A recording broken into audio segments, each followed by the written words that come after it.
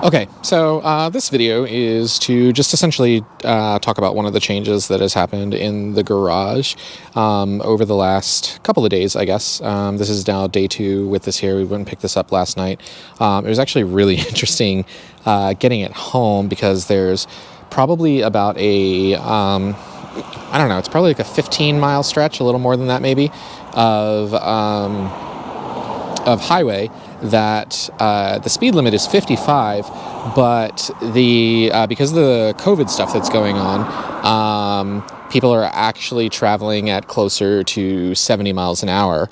And so it's kind of funny trying to get this thing up to 70 miles an hour to maintain pace with traffic. Thankfully, the cool thing is that there was a truck that was just coming back from a quarry, and so it was loaded full of dirt or rocks or whatever it was, and they were going pretty slow in the slow side of the highway, and so I just tailed behind them and made it home okay. So this is the 2021 Kawasaki Z125 Pro. It does not have ABS. We actually tried to find one that had an ABS, and no luck. So for anybody who's actually familiar with this bike, it's Kawasaki's answer to the Honda Grom. So Honda pushed out these single-cylinder, low displacement, little mini bikes, I guess we'll call them. They're not mini bikes, that's its own category, but these little micro street-legal motorcycles, and they do incredibly well. And so Kawasaki obviously has their offering of it, and so Honda has the Honda Grom, they have the Honda Monkey, and then Kawasaki has the Z125 Pro. So some differences between the two, because if you're seeing this again, you may very well be familiar with the Grom as it is, but essentially you've got a 125 cc single cylinder bike that's street legal, but with my weight, I weighed like 180-ish, about 180, and on a flat, it took me a little while, but I was able to get it up to 60 miles an hour, and then from 60, with a slight downhill, I was able to get up to 67 miles an hour. Anyway, that said, Honda has their Grom, Kawasaki has the Z125, Honda also has the Monkey, which is more of like a retro style looking bike.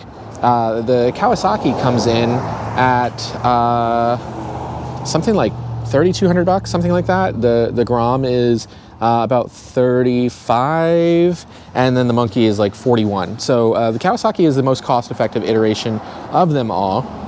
Again, add on ABS and you throw an extra couple $100 on top of that. We weren't able to find one.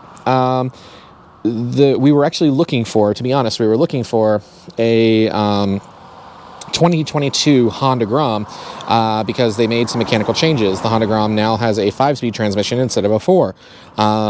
It has a slightly larger fuel tank. Apparently the stroke is enough different that there's better fuel economy there, and I don't know what that equates to, but there are just some mechanical things that it made sense maybe to get the Grom. I don't know for sure, but it kind of spiraled out of not getting what we originally went in for. The 2022 Grom wasn't available, so then it was like, all right, let's find a Grom with ABS. Don't have any Groms with ABS. All right, well, let's get a Z125 without ABS. And it was like, oh, we don't have any of those, or rather, I'm sorry, with ABS. We don't have any with ABS on the Grom, so let's get a Z125 with ABS. We don't have any of those either. And then so finally now it's just like, our options are pay a premium for a Monkey for that retro look, I guess, or get a Grom that is mechanically, for all intents and purposes, identical to the Kawasaki, or save several $100 between Monkey down to Z125 and get the Kawasaki, or save just a few $100 difference between the Grom and the Z125. So logically, the Z125 made sense, which is fine. The individual that I was shopping with doesn't really have any brand loyalty. It's actually their first bike, and I would bring them into the video, but they seem very camera shy, so we'll talk about it later. Maybe they'll show up in videos in the future.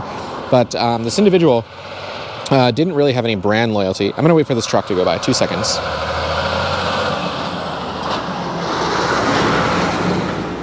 Okay, so this individual doesn't have any brand loyalty, but my household is very much a Kawasaki USA household. And this is a friend of ours that at the time being, during the COVID stuff that's going on, lives with us. And so this just kind of further reinforced our Kawasaki household. It's kind of funny in my opinion. But anyway, so here we have the Kawasaki Z125 Pro and 2021 model. Bought it with 0 miles on it. It's now got about 38 in riding it home. It is this individual's first bike. So we got through, and they've never driven a manual car before either. So they've got balance incredibly well.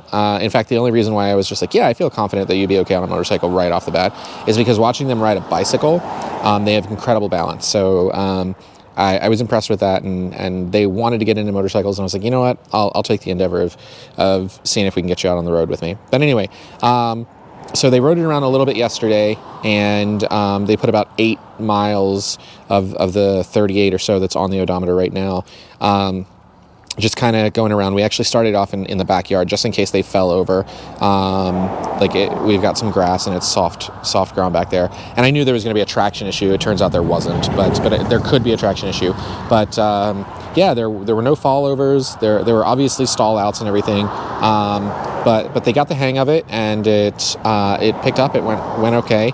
And then we got them over to the parking lot that's near here, pretty open parking lot. Got them cruising around and going. So now we just got to work on gear changes. They had a little bit of trouble with the concept of the upshift downshift idea, A, as a manual vehicle, B, in the neutral in between 1-2. And so, yeah, but that's something that I think with just some time we'll work through, and it'll be totally fine. I'm not unconvinced that they're not dyslexic though, because left and right, forward and back, up and down seems to, they do the reverse. And I'm like, yeah, no, push up with your foot, and then they push down, and it's just like, nah, that's not up, that's the other up. Anyway. So it'll be interesting. Maybe we'll have some videos of that. I'm hoping so. I don't really do a whole lot of content creation. This is more from me and sort of documenting some of the changes that are going on in my day-to-day, stuff that I find interesting. So anyway, short version, that's enough of the rambling. 2021 Z125 Pro, fun little bike with fighting the wind gusts and maintaining COVID highway speeds. It was interesting getting it home, but here we are.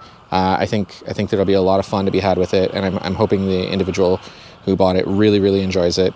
So yeah, this is the Z125 video. I don't know if this is going to go up before my next one, because I made some changes in the Kawasaki lineup of my own, but that's a different video. So maybe at the same time. We'll see. Anyway, happy Friday, everybody. Today's Friday. I'm recording on Friday. Have a good weekend.